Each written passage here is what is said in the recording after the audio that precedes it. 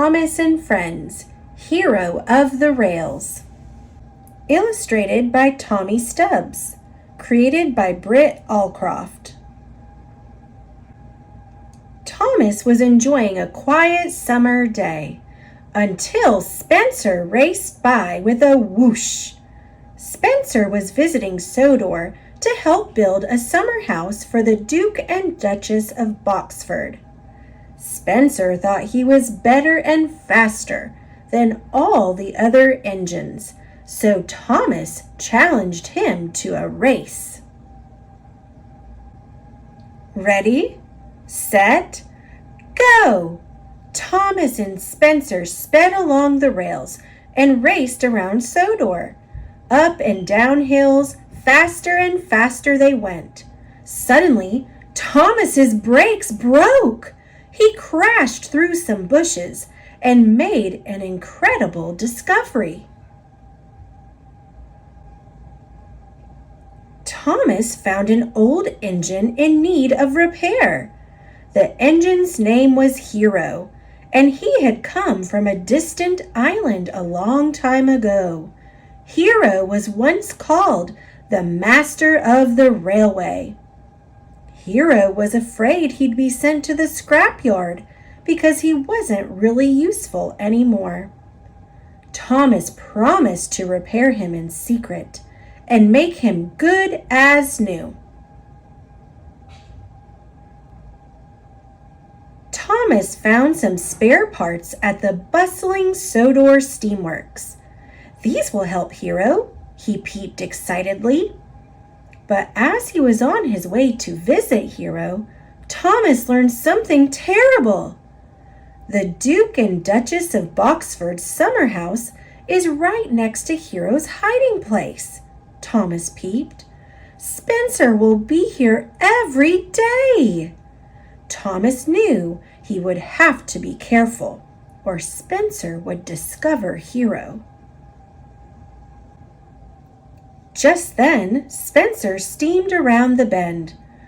"I think you're up to something sneaky," he puffed. Thomas didn't answer. He just chuffed away nervously. Thomas couldn't do his work and repair Hiro on his own. He needed help. So he went to Percy and told him everything. "Of course I'll help," Percy peeped. "What can I do?" So Percy hid his mail cars and helped Thomas with his work. But the loads were too heavy for Percy.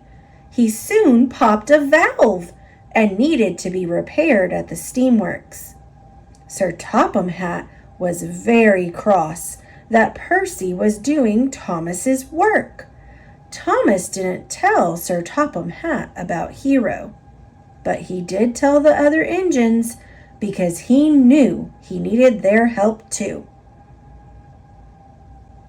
Spencer wanted to know Thomas's secret, so he followed him everywhere. Thomas made sure to lead Spencer as far from Hiro as possible. He even went out to the quarry where Spencer had a dusty accident. Meanwhile, all the other engines helped Hiro. They were amazed by his stories about his distant home. Hiro liked his new friends, but he missed his old friends. A few days later, Hiro was almost as good as new. He just needed Percy to bring one last part. But while Hiro and Thomas waited, Spencer huffed along the track. "I knew you were up to something sneaky," Spencer puffed. Hiro tried to race away, but without his last part, he sputtered to a stop. As Spencer chuffed off, he laughed and said he would tell Sir Topham Hatt that the pile of scrap metal was ready for the smelting yard. Thomas knew he had to get to Sir Topham Hatt first. He and Spencer roared through the tunnels and rushed around bends. It was the race of their lives. Spencer was too heavy for the old track that crossed the marsh. With a creak and a crash, he splashed into the water. Thomas sped to Knapford Station and told Sir Topham Hatt everything. "You have found the master of the railway?" "We must help Hiro at once," Sir Topham Hatt exclaimed.